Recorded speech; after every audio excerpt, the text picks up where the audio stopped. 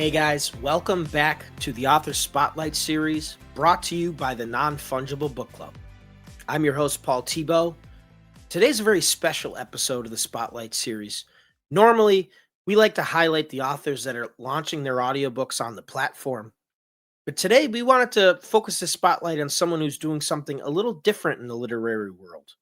That's someone who owns their own book platform called the Banned Bookshop that actually is focused on selling books that are banned throughout the United States.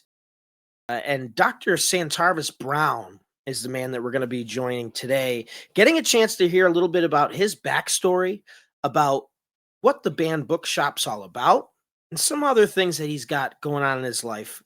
Got a lot of things going on. This man is all over the place. So I'm really think you guys are going to get a kick out of it. So let's just bring him right in and get right to it. Dr. Brown, appreciate you for joining me, my friend. Good to see you. How's everything going? Good to see you, Paul. Thank you for having me. Everything is going good. How about you? Oh, doing well, doing well. We're getting the spring. We're getting towards the summer. Crazy times, but the nice weather and the cold weather is behind us. Although I know you're in a warmer area than me, so you don't have Yeah, to worry about the snow as much. yeah. No snow down here. Though I would love some actually, if I could get some snow, I'd love that. Yeah, well, you're always welcome to come up whenever in the wintertime. Don't you worry. Thank But you. Dr. Brown, my first question I want to start with is a pretty basic one. At least we think it's basic. Um, who is Dr. You know, um, that question has confused and complexed many people, including me. I will probably answer it by saying I don't know who Dr. Brown is or who Santarvis Brown is yet, but I'm enjoying getting up every day trying to figure it out. And I think each day I get a little closer to understanding who he is and who I am as it relates to who he is. And I think it's an interesting journey because it's multifaceted. And so it's an enjoyable journey to kind of pull back the layer of the onion. Yeah, the onion part is the part of growing up and being an adult. I think is the most fun is peeling back all those layers. And man, do you have a lot of layers to peel back. I mean, you are involved in a lot of things, not just this band bookshop. You're a pastor, I believe. You're an educator. I mean, what is this path that you've been on that's led you up to this owning of a band bookstore? So, it's interesting. I'll start with the story about how I became the owner of the band bookshop. So the band bookshop was not founded by me. It was a brainchild of an amazing man named Benjamin Dry. And so he and I engaged some about a year ago now, and we went back and forth a little bit, and it was just a wonderful endeavor. And being an educator, I saw it as an opportunity to further give the gift of knowledge. One of the heartbreaking things was in Nazi Germany, they burned books. And here we are in 2025 at that time when they started, and now 2026, we're continuing to ban books because I think that people understand knowledge is power. And so if you go back and look at it in the days of old when it came to the slave movements and slave times, they were not allowed to teach slaves to read because they realized that once a person was able to read and then write, they were free. No matter what bound them, they were free. And so throughout my career as an educator, it has been my goal to give people educational freedom. And I think that's coupled as a pastor to give spiritual freedom and to help them understand where their strength and their hope comes from. And in both extremes, education and the church, or as I like to refer to it, the podium and the pulpit, because the podium, the college professor normally teaches from a podium in most cases in a classroom. So the podium and then the pulpit, transformative work is my goal. I get up every morning trying to make sure that I leave the world a better place by the people that I interact with. Those people who know me, closely will always tell you I am a friend to many and a stranger to none. Because if I can engage with you in conversation, by the end of the conversation, we're gonna be friends. And so that's what kind of led me to acquire the bookshop and then use it for the platform that it is. Because some of the books that are banned, well, not some, many of the books that are banned because they give voice, they give identity, they give pride, and they give people hope. And that's what I want to do. Yeah, they say knowledge is power, and it's certainly that. And one of the oldest ways that we've been able to acquire knowledge is through literature, right? And storytelling and the passing on of information from generation to generation. And I think nothing is a better example of how true that is than the fact that they feel the need to ban books. Like, you wouldn't ban something unless you felt like it was a threat to something. And when you think about the list of books that are banned in this country and maybe in other parts of the world, right? I mean, we're just one country. What is it you're seeing in a lot of these books that they feel so threatened by? What is it they're trying to hide or stop us from hearing? And why is it important to prevent them from stopping that transfer of information? Well, when people are able to look at their culture and look at their identity and then look at themselves in the mirror based upon what they have read and then what they realize who they really are, they become dangerous. And we use that term. We do a lot of using of the term anti-woke. But the problem with those books is it causes people to wake up. But the ultimate problem with that, Paul, is when people wake up, they get up. And when they get up, they start to do more. They start to mobilize. They start to galvanize and cause people to want to work for change. Yeah, 100%. I agree. I think when the powers that be want to keep power, keep the masses under control, it gets very hard when messages are getting through the cracks or people are free to exchange information, and you tend to see that they try to control the message. And particularly with books that you have on your site, um, what are some of those messages that you think are being suppressed? What do you think these books that are being blocked? Maybe you're trying to say that the people that want to stop this from getting out um, are afraid of. When people find pride and self-pride, they become dangerous because then they stop listening to the narrative and they're able to go back and trace their own narrative. I fondly use this as an example. There are some people who would like people to think that before the Europeans came to Africa and began to steal people from Africa, that we were all running around as savages and uneducated people. And that's just not true. The oldest university in the world is in Africa. And so when you look at the how do I want to say this? When you look at the true essence of it that's captured in some of those books and the stories that are captured in some of those books, it causes people who want people to think that they have to stay where they are and they can't go any higher because they've never been any higher. It causes them to want to ban books like that, because when you know better, you can do better. Think about what a child who sees an image of themselves portrayed on TV as only rap stars or athletes. But when they go and they read some of those banned books, they understand that long before we were rap artists and athletes, we were civil rights leaders. We were doctors, we were lawyers, we were preachers and teachers. And it causes a sense of pride. You stand up a little taller. Your chest gets out a little higher because you realize the narrative that they're trying to get me to understand is not really the narrative. It's their narrative, not the narrative. And what's tied in many of those banned books is the narrative.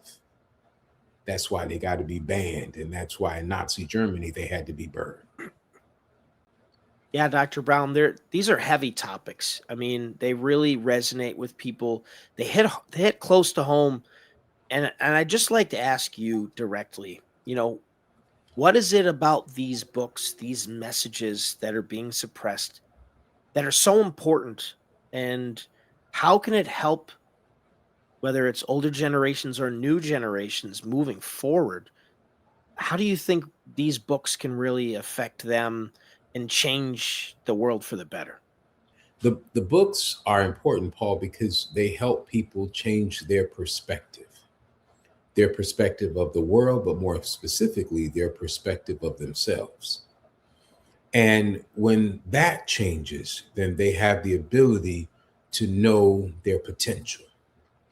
And that's when someone becomes most dangerous, when they realize their potential, because they realize not only the potential, but the power embedded in their potential, power to change a legal system that's slated against them, power to change inequities in an education system that still does not allocate resources fairly, power to change corruption in government at all levels.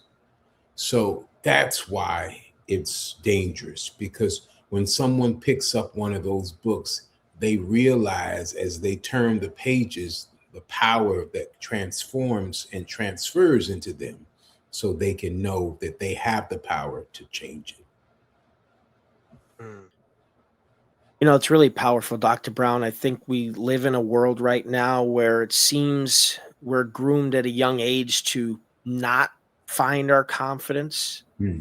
And that's all of us, but for some of us it's even worse. And you alluded to that being, very much a problem in the African American community, and not being able to find out their true power, not really given the chance that they deserve to at least pursue the life that they might want to build for themselves. This is a topic that, I mean, we could talk for months. People do. There's so many conversations out there that you can tune into. As we think about this, we look beyond just the African American community. What are maybe some other communities that are seeing their books being banned, that your platform is trying to make sure their messages aren't lost? Are there other groups out there Yeah. that your platform makes available to people to purchase? Yes, the gay and lesbian and transgender communities, some Hispanic communities. There's a plethora of books there. And so I would tell anybody, go check it out for yourself, because it is a great opportunity. Because sometimes even me, Paul, I still go through there from time to time looking at books, and I'm dumbfounded why this book that was transformational for me would be banned now. And then I have to answer myself, not talking to myself, but I have to answer myself and say, because it transformed you and showed you what you could do. Yeah, and it's amazing. I went and I looked at the website myself. I haven't purchased anything from there yet. I'm in a state where we don't really have a lot of banned books, but I was surprised. I saw a book or two I do own that was on there, and it kind of caught me off. I'm like, I didn't expect this to be banned, but I guess that's the time we live in. And maybe we can talk specifically about what the website is, just to give people an idea of, when they go there, what they can expect. So the banned bookshop, when you go to it, first of all, is bannedbook.shop. So when you go to it, one of the coolest things is the map. So you're able to see in each state what books are banned, how many books are banned. That's pivotal for me. Then you'll be able to go and see different collections and different genres of books. And you'll also see some information now about our initiative that we're launching, the Freedom Reading for the summers, Freedom Summer Reading Program. And basically, it's an opportunity where we're reaching out to nonprofits and other philanthropic organizations to sponsor a bundle of books for kids. So there'll be 5 books in the bundle. There will be they're separated by grade levels, and it's a wonderful gift. And you don't necessarily have to sponsor. You can just buy a bundle of books for yourself. But that's one of the things that we're really pushing this summer, the Freedom Summer reading, and it is powerful because it's likened to Freedom Summers. Because if you remember the Freedom Summertime in the Civil Rights Movement, it was when the young people galvanized and got together and started marching and protesting and going into very contagious and contentious communities, not contagious, but more contentious communities. And some of them faced peril, and some of them even faced death, but they were hell bent on making sure that life would get better. And so it is our quest and goal to do that this summer, many years later, by making sure life gets better, by helping children and people alike read. Yeah, and when I look at the map, it's really interesting. We can actually look at the map, look at each state, and really get an idea not only of what books are there banned in each state, a list of all of them. I mean, some of these states, it's crazy. They've got like libraries banned. It's pretty nuts. And even you have links to some explanations. You got breakdowns of what counties they're in. When you look around the U.S., what are some of the states here that are the worst culprits of trying to ban books, and what are the most common ones you're seeing in these states? Well, Florida is notorious. I'll say it that, and I live here in Florida, so I know that firsthand. Critical race theory is probably the area that is banned the most, Paul. And again, you got to ask yourself why. Yeah, why indeed? I don't know. I think we got a pretty good idea. But it's always good to ask the question. You never want to assume. You know what they say about assumptions. Yeah. Um, and I don't want to sit here and assume I know a lot about Freedom Summer. I know you just talked about it a little bit. But I'd really like, for myself and everyone else that's listening, I'd like to hear a little bit more about this Freedom Summer. It sounds like an intriguing event. So we're kicking it off, actually starting Monday. We're kicking it off, and you can go to the bandbook.shop website and you'll see some information about it. And basically, you purchase a voucher there. The prices are there on the website. You purchase a voucher, and you can get your 5 books with that voucher. And so what we're hoping is that we're partnering with organization churches, really putting on a major push to try to get organizations to tap in and sponsor vouchers for kids. But also we don't want to just make it look like it's that where they go, where organizations go, because you as yourself as an individual can go and buy a voucher for yourself and purchase books that you want to read and enrich yourself with. So that's what it is. And basically it's all throughout the summer.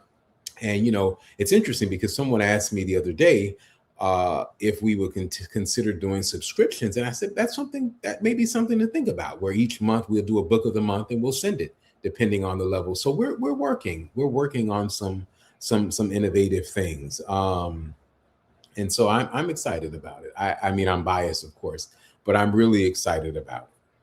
Well, anytime you can do something for the community, it's always a great thing. And just a little peek behind the curtain for everybody. We're recording this Friday, so this coming Monday, we should be publishing this fairly after that. So right now, as you're watching this thing is ongoing. Mm-hmm. Get on the site, go check it out, find the link, and get yourself started on this helping the community.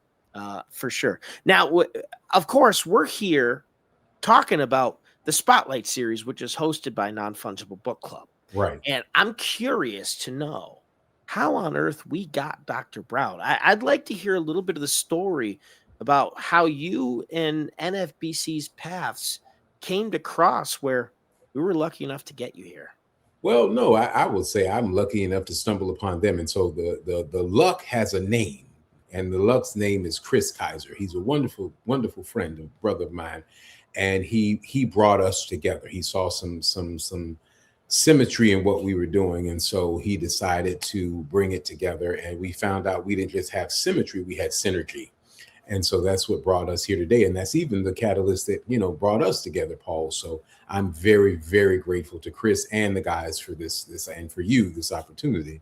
And because we're operating, and I think that's one of the beautiful things about when you work with people who are like-minded. You realize that there are other people who are doing similar work that kind of parallels your work. And so our work enhances each other. Yeah, I think it's so important for these cross-pollination opportunities where you have people who are trying to make a difference in their own way, right? Like what the band book shop is trying to do is not anything like NFBC, but the missions, while are different, they're trying to change things for the better, right? Yeah. And be able to bring people together that are like-minded in that sense, where it's like, let's come together to make things better for everybody, Mm. and we all have our angle, right? We all have the different angle we're doing, and that's great. You put all those little angles together, you got a pretty big pyramid all of a sudden you're putting together. So and I've met Chris. He's an awesome guy. I got a chance to meet him last year, and when I found out there was that connection, I was like, that makes a lot of sense. It's pretty cool to see this network of awesome individuals coming together to try and change how things are done in a lot of ways. And as we get ready to start closing this thing down, I want to give you. We've plugged the band bookshop. We've talked about some of these topics, but you got a lot more going on than just this band bookshop. I mean, getting this thing together has been an adventure with with your schedule and my schedule. I'd love to give you a chance to break down some of the other things you have going on, and maybe plug some other resources or social media platforms that people can find you and get to know a little bit more about you and what you're all about. Well, sure. I guess for me, the most exciting thing, the other thing that excites me the most, rather, is my YouTube channel. So I have a YouTube channel called The Leadership Dr. SB. And every week I post an episode. In fact, I just dropped a new one today. So it's The Leadership Dr. SB. So I ask people to go subscribe and check that out. I also released another book most recently called two actually, called The Posture of Leadership and 365 Days of Grace and Grit, a devotional guide for women. And so they're available on Amazon and Barnes and Nobles, and all of my other works are available on Barnes and Nobles and Amazon. And so I'd love for people to go and check that out and kind of, look into the leadership lenses of me. And I really love leadership. I study it, I teach it. So it's a passion of mine. So those are some of the other things that I have going on. Awesome. Awesome. Well, I encourage everybody to go and check it out. Go to the bandbook.shop, see what's going on. Now, Dr. Brown, before we wrap this up, if someone wanted to go to the band bookshop and they were going to buy a book that you thought would best help them understand some of the messages that are in there, could you think of one book on your platform that you would recommend to viewers that maybe want a better understanding of the history that those rascals above us are trying to keep a secret? Could you think of one? There's two. A True History of the United States by Daniel Serson, and The Color of Law by Richard Rothstein. Those are two that I really like. Stamped for Kids is good too, by Cheryl Paul Sonia. So those are the three that I would recommend. And let's stop there, because as I'm saying those, I'm thinking of others in my head now too. But those are the ones that kind of glare to me, because the messages are there and it's kind of all intertwined there. You could tell by the titles. So I think those are some really good. Those are some really good ones. Hey, that's a starting point. That's what we want, right? People that are looking to get involved and go to see the site have a little bit of an idea of where to get going. That sometimes that's the hardest thing for us, right? Just knowing where to get started. Mhm. Again, the bandbook.shop. You guys go check it out. Check out the map. Even if you don't plan on buying a book, it's an interesting look over to get an idea of what's going on. And who Mhm. knows, maybe you'll see something that piques your interest that you want to get shipped directly to your house. Just don't tell people you're getting this book if they're banned. You know what I mean? I think it's good. You guys, now, do you guys cover it so they can't see? They can't see the book. Yeah, it's shipped. It's conveniently and confidentially shipped. Take that, government. Take that. Get And, out of here. and Paul, I'd also like to give my email address. If anyone wants to connect with me, the leadership Dr. SB at gmail.com. The leadership Dr. SB at gmail.com. I'd love to engage with you.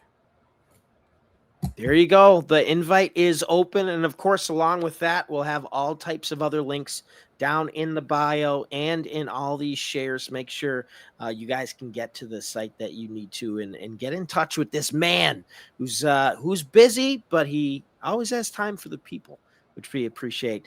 Dr. Brown, I appreciate you so much. As we wrap it up, any final thoughts you want to give as we wrap up this conversation and get ready to move on with our spring into summer? Yeah. Years from now, someone's going to write a book about all that was going on during this time. And I challenge you who are listening to me today, be a part of the story for trying to make it better. Thank you. Oh, thank you, Dr. Brown. Good luck moving forward. Get out there and keep kicking. You know what? I appreciate you, my guy. Thank Thanks you for so much. joining. Thank you, Paul. It was a pleasure being here with you today. We got to do this again. Thank you. Absolutely. We'll have you back anytime, my man. Take care. Thank you. All righty. All right, guys. Well, there it is. Dr. Santarvis Brown. What a fascinating guy. I mean, a pastor. We didn't even get into talking about that stuff. So much. Went to the YouTube channel. Really cool stuff. I highly recommend checking that out. The Leadership Dr. SB.